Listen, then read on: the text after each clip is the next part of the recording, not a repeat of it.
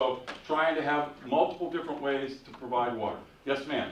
Do you have any kind of emergency agreement with the county where you would be able to do that for, say, Deer Harbor or someplace if we had no water? You know, we work with Brandon and Dave in emergency services, and they're aware of the generators that we have and this facility, and we're happy to let them use it, yes. But I'm going to say first come, first serve for our system, you know, and I'm worried about the challenges of moving this thing around Eastsound. The idea that, oh, let's hook this up and drive it all the way out to Deer Harbor, you know, there's challenges with doing that too. So, yeah, we're willing, but this is not a gargantuan investment, you know, to have as part of our backup supply. I understand. Yep. Do they still have ROs over in Deer Harbor? Like, there is an RO system in Deer Harbor, yeah. Yeah. There are 12 different RO systems in San Juan County. What's an RO? Reverse osmosis, treating seawater. But again, heavily dependent on energy, you know, hard to count on as your emergency. We also actually have a station built outside our office where we give water away.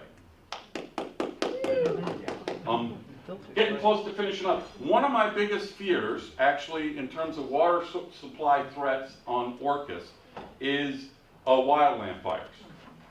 Because they're going to go through and they're going to burn off all the underbrush, and then the catchment area associated with all our surface water sources is going to be choked with the ash when the rains return.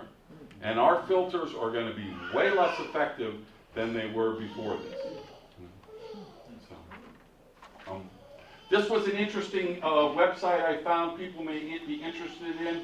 Since we focus a lot on earthquakes, the EPA has mapped all the earthquakes that have happened in this area, in the country, but we can zoom into our area, since 1900. And if you clicked on that, any of those dots, which are hard to see, but they're green and red and blue, they speak to the intensities, but you'll get the date and the Richter scale values and that type of stuff. They also have tabs along the top that map all the known faults in the region, and it's interesting to see where the faults are and their relationships to San Juan County. And then lots of people have expressed concern about liquefaction, the idea that the shaking of the earth softens the earth and things can seep into it. They map the liquefaction risks as well. On Orcas, I can tell you, since the vast majority of the island is bedrock, you don't have high liquefaction risks, but it is higher in Eastsound, and it's the worst right off the north, on the north shore in Eastsound, in the whole county. Okay. This is the next piece I want to, I think I want to correct myself in terms of a failure. In 2016, the state ran a earthquake response scenario. Okay. It looked at a significant earthquake, and it was called Cascadia Rising, and they had the feds and the local people and the state people and the National Guard all in this, and they tried to move materials to where it was needed. They tried to rescue people, and what they found was they are horribly underprepared. And they were saying there will be many people who are lost or injured in the initial event. And then within the next 3 days, there will be more than double that, and it will continue to rise more and more. They do not have the capacity to come to your rescue. Okay? And so when I call the exercise a failure, I think that's wrong. I think it was a perfect example to motivate you to frickin' do something for yourself. Okay? So, you cannot count on Opalco or your water system, and Jake is my friend right back there. He won't argue with me on this one. EMS, San Juan County, the feds. None of them are coming to your rescue that way. Oh, come on, I have one more that I really want to get you to. So I have 10 two-letter words that I want to leave you with. If my dramatic ending will work.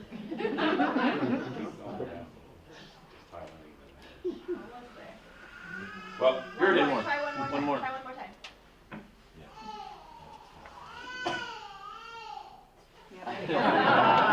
So here you go. If it is to be, it is up to me. You've got it. The team at Eastsound Water and at your water system, they work really hard.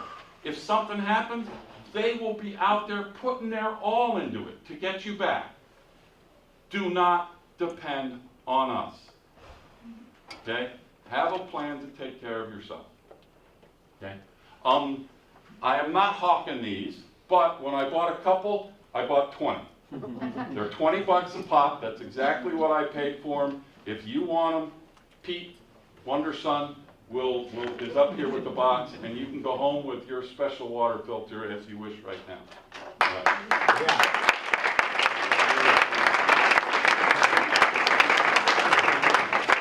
Thank you, Paul. We have one more presenter for just 5 minutes. We are presenting Eric Morris, who is going to talk to us about Berkey water filters. Thank you so much, Paul. That was a really great presentation.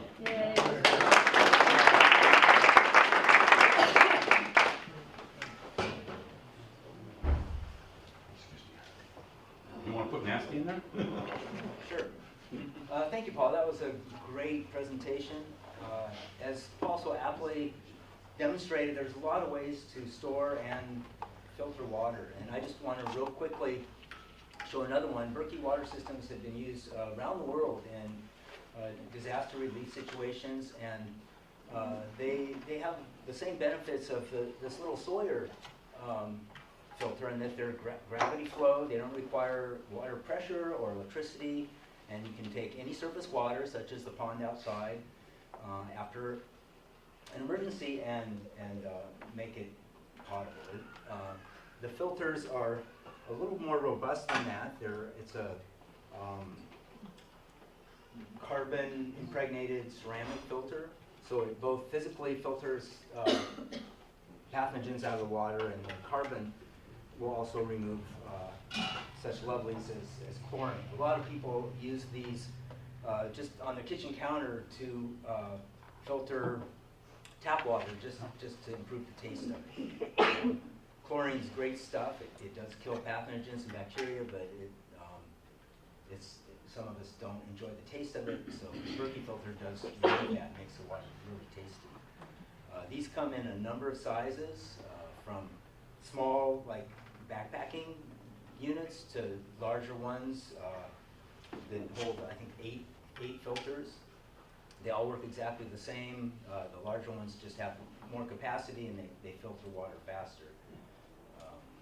The Oddfellows bought a big one for our own use, and also to share with our neighbors in the event that there's a need to provide water to the It's community. just gravity as it sits there, Yeah, and once it's... yeah. You just pour water into the top reservoir here, and it filters. It goes through the filters and drips into the bottom, and then you can access it from the Do you spigot. know the rate? This will fill up in half an hour, maybe, or less. Pretty quick. What's the brand? How can you spell it? I can't quite Berkey, understand. B-E-R-K-E-Y. Oh, okay. You can look up Berkey water filters online. It's on the label. Well, this Can't is see it. Really? Oh, this was sorry. this particular one, housing, was the original company in England, Oh, okay. British Brookfield. Oh, excuse me. And there's a company now in the States that manufactures these filters called Berkey. So, B-E-R-K-E-Y. yeah. This is about $300, depending on how many filters you put in it. You can put 1 to 4 filter units. This one has 4 in it, but you can plug 2 or 3 and just put in 1 filter at a time. The more filters just makes it run faster. Yeah. Do you More have to questions? replace the filters? Maybe once a year, they say, although I've had ones run. It again depends on the quality of the water you put in. These don't require back flushing. It's a soft ceramic, so what you can do when it does tend to get clogged, it's just the outer layer of it. So you can just take a scrubby and scrub it lightly, and that'll abrade just the dirty outer layer, and then it's like new again. eventually the carbon will get used up. That's the answer. So you'll notice that it's no longer filtering out the chlorine, then Then you have to then you need a new filter. Yeah, but if it's just slowing down, you can just scrub it and it works like new again. Eric? Any questions? Do they sell, if I remember correctly, they sell like different grades or types of filters for those, and you can get the filter separately as well, so if you've got your own unit you want to plug a filter into, you can also do that, but I Yeah. seem to remember hearing that Berkey is one of the companies that does make filters that can do different chemical stuff in addition to the They do charcoal. have additional ones that I believe, work for fluoride and magnesium, and you can get just the filter itself and put it into, you can drill a hole in the bottom of a stock pot or a plastic bucket, whatever. Just go low budget and make your own. Yeah. So you're recommending this for larger capacity than the Yeah, something like this is good for a small household, small family. It's great to have, and it's just the ease of use is a really great feature. All you need to do is pour water in the top and then pull it out the bottom. And it does get rid of pathogens. We had a friend on Waldron who took the filthiest pond water. I mean, he did have something to get the dirt out, but that was his whole household supply. I mean, I couldn't believe how dirty that water was. Yeah. And it was perfectly drinkable, get all of the bugs. Yeah, Well- there's a lot of tests on the Berkey website that what they've tested for just about everything. Very good. Yeah, I'd suggest that if you're interested in Berkey, go ahead to the website. They do sell the filters separately. I've seen homemade ones where you can buy a couple of food grade 5-gallon jugs and make your own filter. It's the list of what it actually takes out as far as the contaminants, all the dirties, all the napkins you don't want to ingest. It goes on for pages. It's really quite impressive. I've got 2 of them and I've had them for years. I do back flush my filters. And you can do that just with a water pressure system that's coming out of your sticker, and just hold it up against where it discharges out, and it'll actually back flush and help clean out that surface. So most of it, like Gary says, mostly contaminants, about 90% of them are right on the surface of the filter. And just scrub it out. And I've had my same filters for, I have 4 of my 4 of the 8 positions filled up in mine. I've had them in there for years. I don't know how many years, but they work great. Marlita, What works for sulfur? I'm not sure. Paul might know. Aeration. Our well has a sulfur issue. Yeah. So we just put it through a spray nozzle, and once the sulfur is a gas. So as soon as you take it out of pressure and put it to atmosphere, it should just just evaporate out. So, yeah. But if your well has it, you've got to do something if you don't want to. We have it at our house, and again, those tanks, the water comes into it, a spray nozzle, it exposed to atmosphere, off goes the sulfur, we're fine. All Can I right. ask Paul, did you talk about rainwater catchment tanks at all? I didn't in this case, no. I came a little late, I wasn't sure. Yeah. Do you recommend that as an option too? Yeah, it's fine as an option, The key is storage, and a way to isolate it if you have an emergency, an easily accessible valve. And then don't assume just because it fell out of the sky, it's remained potable.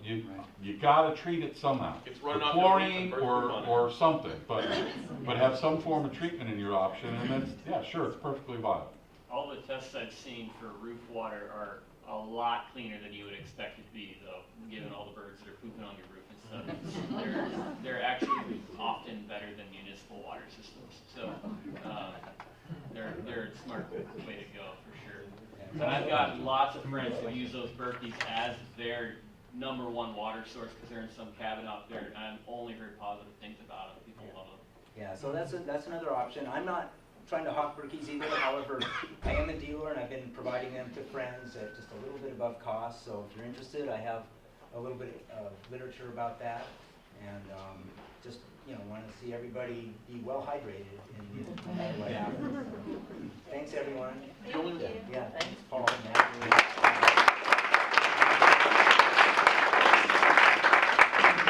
Hey Corey, what'd you think of that presentation? Gosh, I thought it was Should great. we high five about it? Yeah. thanks for Paul and Peter again. You guys are so Yeah. good. I have a quick question. We're thinking about another one for go bags. What should you pack in a bag by your front door so when something happens, you're ready to go now? Yes. How many people would be interested in that one? All right. Thank you. Great. Yay. All right. Who has those? Yep, right here, filters 20 over bucks there? pop. So, thank you so much for coming. Sorry we went a little bit over, but I think it was well worth it. Thank you.